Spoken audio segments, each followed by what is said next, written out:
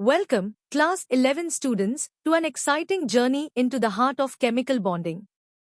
Today, we are unraveling the mystery of resonance, a crucial concept in understanding how molecules really behave.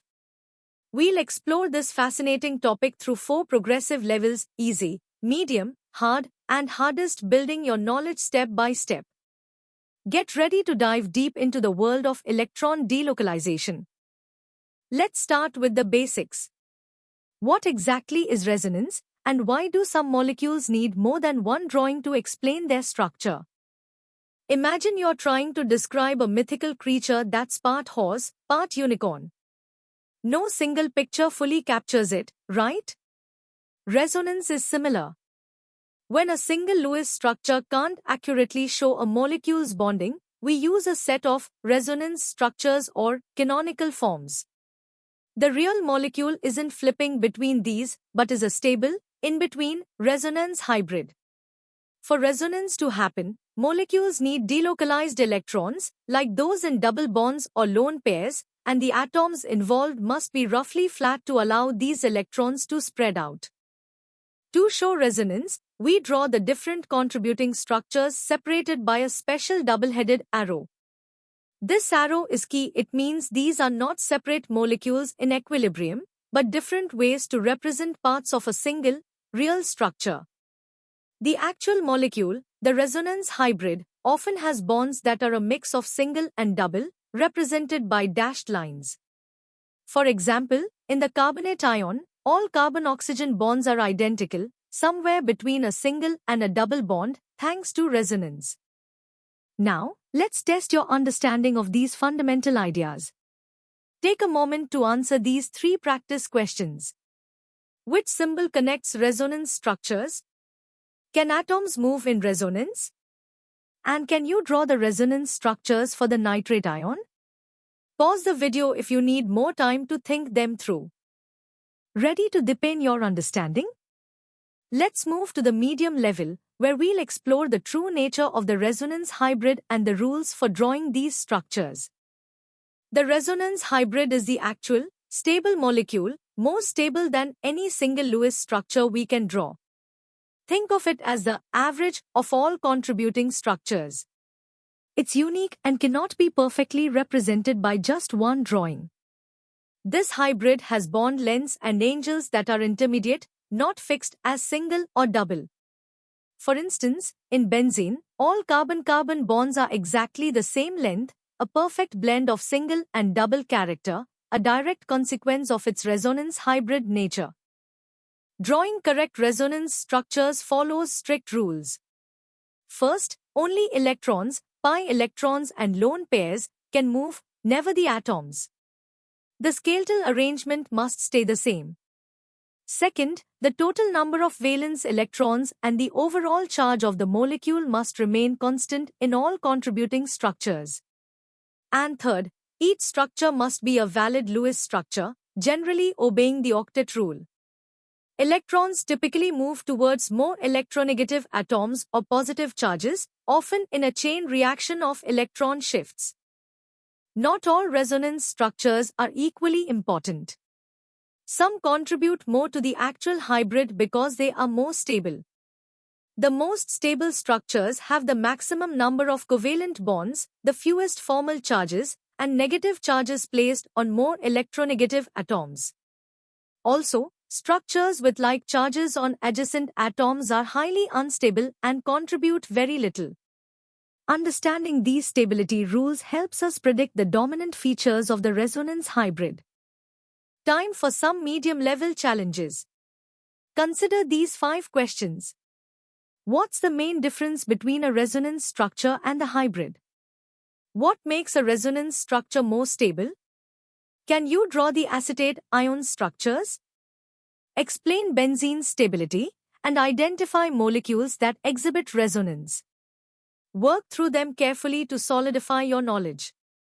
Now, let's elevate our understanding to the hard level, where we'll explore the deeper implications and applications of resonance. Resonance is fundamentally about electron delocalization, leading to enhanced stability. This extra stability is quantified as resonance energy, the energy difference between the real molecule and its most stable hypothetical localized structure. A higher resonance energy means a more stable molecule. This energy can be measured experimentally, for example, by comparing the heat of hydrogenation of benzene to a theoretical cyclohexatriene. Resonance effects also influence reactivity. Plus groups donate electrons, activating a system and directing reactions to specific positions, while a groups withdraw electrons, deactivating the system. Aromaticity is a prime example of resonance's power. Aromatic compounds, like benzene, are exceptionally stable due to extensive delocalization of pi electrons in a cyclic, planar system following Huckel's 4n+2 rule. Resonance theory helps us visualize this delocalization with multiple contributing structures. However, resonance theory has limitations. It's a theoretical model, not a physical process. Molecules don't resonate between forms. It describes that delocalization occurs, but molecular orbital theory offers a more fundamental Y star. Resonance has profound applications in explaining chemical properties. For instance, the high acidity of carboxylic acids is due to the resonance stabilization of their conjugate base, the carboxylate ion. Similarly, resonance effects explain the regioselectivity of electrophilic aromatic substitution reactions. Electron-donating groups, +R, direct incoming electrophiles to ortho and para positions, while electron-withdrawing groups, R, direct them to meta positions. This understanding is crucial for predicting and designing organic reactions. It's time for the hard-level practice questions. Define resonance energy and its importance. Classify the CHO group's resonance effect. Why is pyrrole aromatic? Compare phenol and phenoxide stability. Draw nitrobenzene's resonance structures and explain acidity differences. Finally, identify molecules exhibiting resonance. These questions will challenge your analytical skills. Are you ready for the ultimate challenge? Welcome to the hardest level, where we'll explore resonance from a competitive perspective, touching on advanced theories and real-world applications. From a molecular orbital theory (MOT) perspective, electron delocalization isn't about shifting between structures but about electrons occupying molecular orbitals that span across multiple atoms. In benzene, for example, 6 carbon p orbitals merge to form 6 pi molecular orbitals, where the 6 pi electrons are truly delocalized over the entire ring. This explains the observed bond lengths and stability more fundamentally than resonance structures. We also differentiate between aromatic, highly stable, 4n+2 pi electrons, anti-aromatic, highly unstable, 4n pi electrons, and non-aromatic compounds based on their electron count and structural criteria. Beyond traditional resonance, we have hyperconjugation, often called no-bond resonance.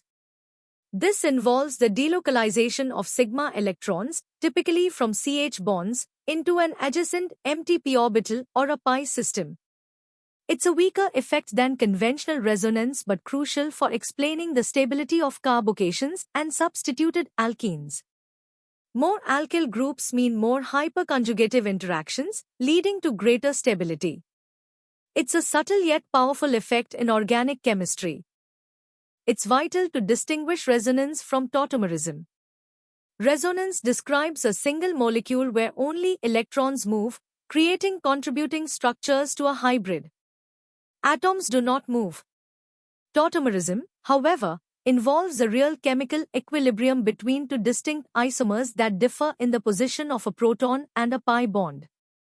Atoms do move in tautomerism, like in ketoenol interconversion. Resonance is also fundamental in biology. It dictates the planarity of peptide bonds in proteins, the stability of nucleic acid bases, and the light-absorbing properties of pigments like chlorophyll, all critical for life's processes. The quantitative aspects of resonance are now explored using computational chemistry. Modern quantum chemical methods can calculate precise resonance energies and fractional bond orders, providing numerical evidence for delocalization. Electron density maps visually confirm where electrons are spread out. Understanding resonance, from its basic principles to its advanced theoretical underpinnings and real-world impact in biology and material science, is key to mastering chemistry and excelling in competitive exams. It's a concept that truly bridges various branches of chemistry. Now, challenge yourself with the first 5 hardest level questions. How does Mott explain delocalization in benzene? Explain anti-aromaticity. Describe hyperconjugation and its role. Distinguish resonance from tautomerism. And finally, discuss resonance's significance in peptide bonds. These questions demand a comprehensive and nuanced understanding. Here are the remaining 5 hardest level questions. Predict cyclotetraenase aromaticity. Draw resonance structures for the dinyl carbocation. How does the Cu group's resonance affect acidity? Discuss resonance's role in UV-vis absorption. And what does a significantly lower heat of combustion imply about a compound's bonding? Tackle these to truly master the topic of resonance. You've successfully navigated the complex world of resonance, from basic definitions to its advanced applications in chemistry and biology. This journey through easy, medium, hard, and hardest levels has equipped you with a robust understanding essential for G-Main and beyond. To continue your learning adventure and explore more such in-depth content, visit synapse.omaps.in. Don't forget to like this video, share it with your friends, and subscribe to our channel for more exciting chemistry lessons. Keep learning, keep exploring, and keep excelling.